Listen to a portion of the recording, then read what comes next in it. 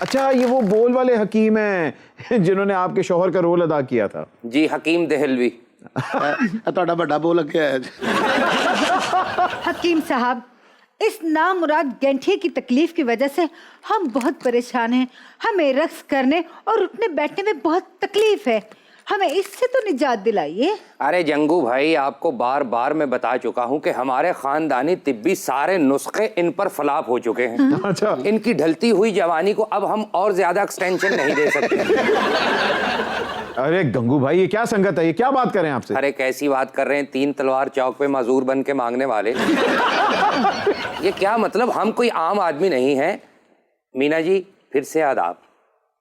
बोल फिल्म में आपका मेरा निकाह हुआ था, उसी सिलसिले में आज फिर हाजिर हुआ हूँ। मुझे आप इतनी तकलीफ दे बातें क्यों याद करा रहे हैं वैसे? अच्छा। वो तब भी तकलीफ दे दी, अब ज्यादा तकलीफ हो रही है। नहीं, उस फिल्म में परफॉर्म करते हुए कौन से सिगरेट लगाए जाते थे आपको तकलीफ की बात? या आपको हेंटर मार मार के याद करवाते आप थे ना ना? मेरा ख्याल में नई बुक ले लें जुगतों की। हाँ।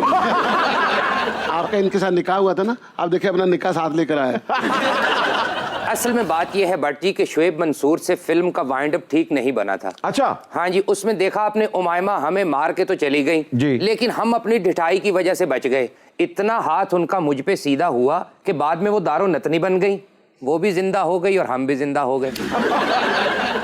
अरे वाह वाह ईमान, वैसे कैसा लग रहा है आपके सारे फिल्म के कैरेक्टर्स आपको वापस आके मिल रहे हैं?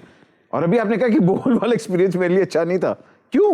मेरा कोई भी एक्सपीरियंस अच्छा होता तो मैं बार बार काम ना करती। अरे नहीं, वाकई बोल का एक्सपीरियंस ठीक था। बस ठीक था। I chose the smaller role.